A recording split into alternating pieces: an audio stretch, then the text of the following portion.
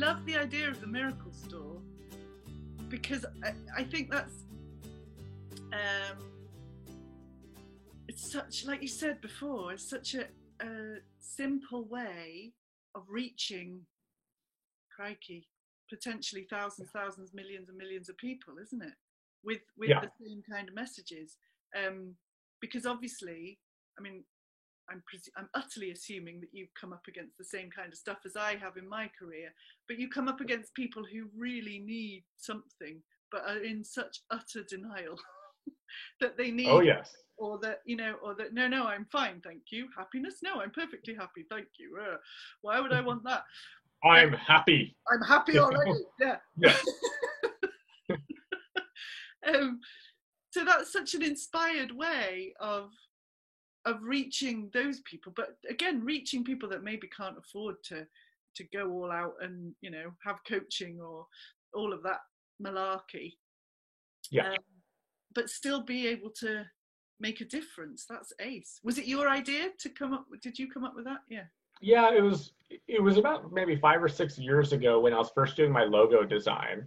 And I spent about 6 or 9 months going through the process with a designer once I found one. And it took me another year and a half, 2 years to get a designer that I would like, because weird things kept happening. A designer would be like, yes, I'll work with you, and then disappear.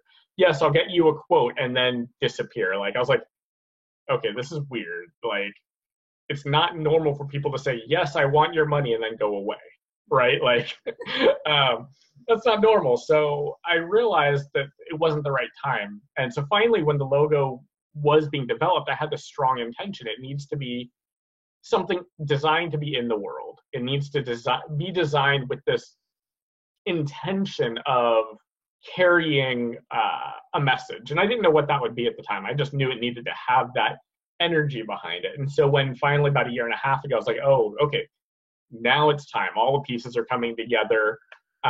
It's time to really push this out into the world in a larger way. So it was very much my idea, but it was one that carried over the course of several years as it unfolded and kind of took a life of its own. But isn't that the best way for things to, isn't it? Doesn't, it's like a germ of an idea, and then it unfolds and grows and expands, and that's exactly, I think, how boring would life be if everything just went ding, okay.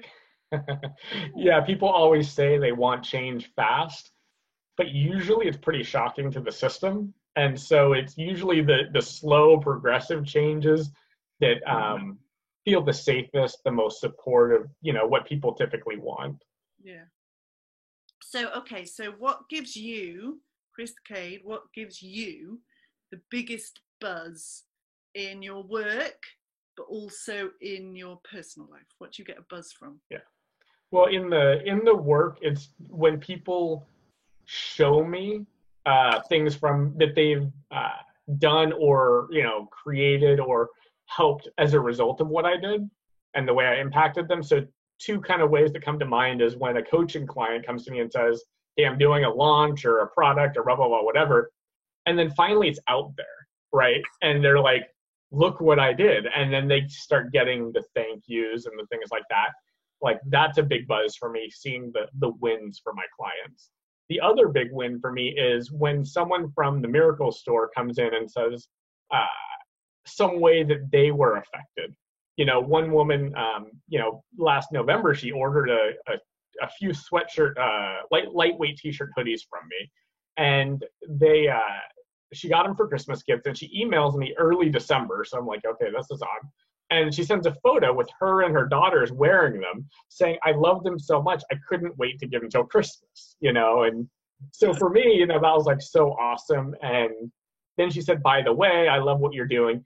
Feel free to use the photo any way you want, advertising online, like total permission to just share it.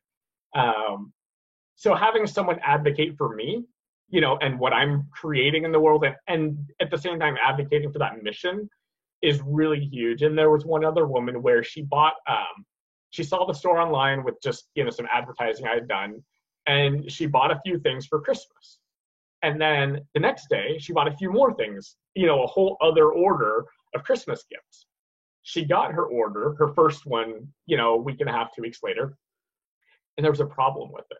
And so she emailed me and she's like, oh my gosh, the mugs, didn't quite print right or whatever it was. And I said, no worries. I'll take care of it for you. Here's what we're going to do. We'll get it out to you, blah, blah, blah. No problem. Take care of her just fine. So then the next day she gets her second shipment and it's fantastic, perfect, everything she wanted, expected. So then she bought another order of Christmas gifts. And then like a week and a half later, she wrote me, she's like, I just did it again.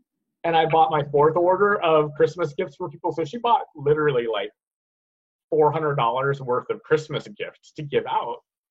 And that wasn't the part that mattered to me, right? I mean, that's great. She's advocating for the message. She's putting it out in the world.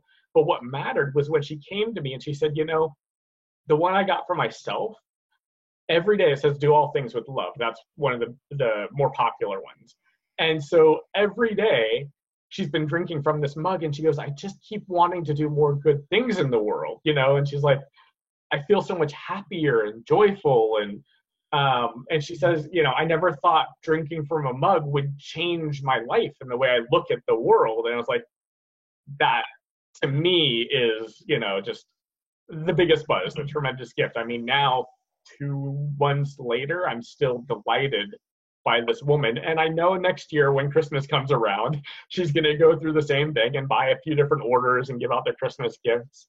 And I just want to hear what happened in her life between then and now, or the future now, in the holidays. So professionally, those are, my biggest buzzes. And personally, I'm a single full-time father. So, the ability to do this kind of work during the daytime, but still take my son to school in the mornings, pick him up from his school, play with him, take him to his after-school sports and things like that. That's really, just a tremendous gift to be able to support him in that way and to be there for him and to be present in a way while he grows up that I feel a lot of parents miss. I agree. And that's one of mine too, because I have 2 girls and I work my business around them, do the school run in the morning and pick them up in the afternoon and be there for them. That's ridiculously important, isn't it? Yeah.